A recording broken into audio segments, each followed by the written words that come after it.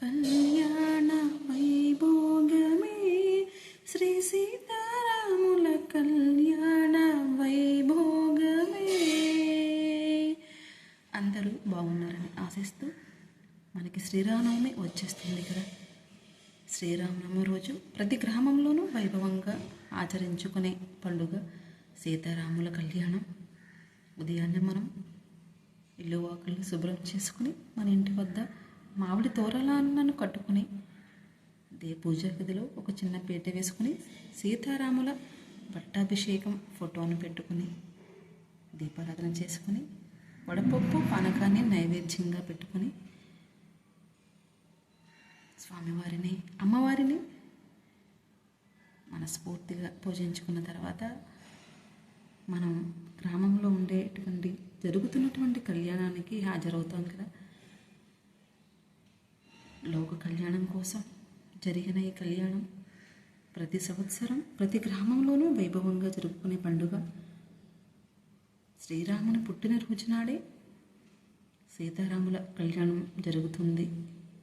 అలాగే వనవాసం పూర్తయిన తర్వాత సీతారాములు కలిసి అయోధ్యలో అడుగుపెట్టిన రోజు కూడా నవమి తిథి అని, అందుకే శ్రీరామనవమిగా జరుపుకుంటారని మన పురాణాల్లో ఉందండి.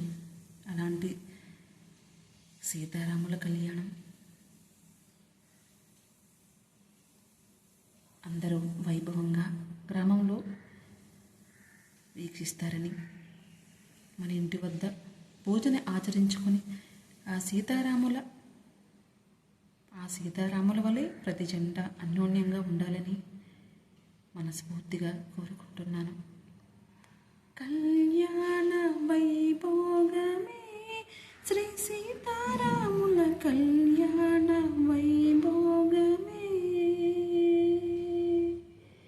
కళ్యాణ వైభోగమే శ్రీ సీతారాముల కళ్యాణ వైభోగమే.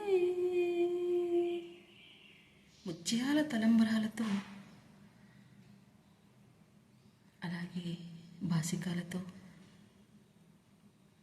ప్రతి సంవత్సరం ప్రతి ఊరిలో ప్రతి గ్రామంలో జరుపుకునే ఈ కళ్యాణం ఎంతో చూడముచ్చటగా ఉంటుంది కదండి. స్వామివారి కళ్యాణం చూస్తుంటే చాలా వైభవంగా ఉంటుంది. సంతానం లేని వారికి సీతారాముల కళ్యాణం పీటల మీద కూర్చొని పూజ చేసుకుంటే సంతానం కలుగుతుంది. అలాగే ఆచరిస్తూ ఉంటారు. ఆ తలంబరాలు పోసినటువంటి బియ్యాన్ని మన పవిట కొంగులో పట్టుకుని ఆ ప్రసాదాన్ని ఇంటికి తెచ్చుకుని ఆ బియ్యంతో పాయసాన్ని చేసుకుని ఆ జంట స్వీకరిస్తే సంతానం కలుగుతుందని అంటూ ఉంటారు. మా గ్రామంలో అయితే 5 రోజులు పండుగగా జరుపుతారండి. 5 రోజులు వైభవంగా ఆచరిస్తారు. 5వ రోజే అన్న సమారాధన ఉంటుంది.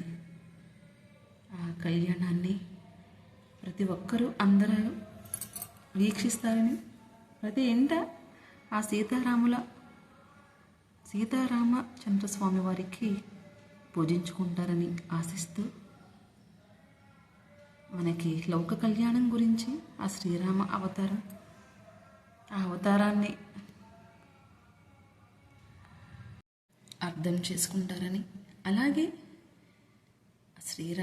శ్రీరాముడు అంటేనే ఏకపత్ని వ్రతుడు, తండ్రి మాటను జవదాటని వాడిగా ఎన్నో అర్థాలను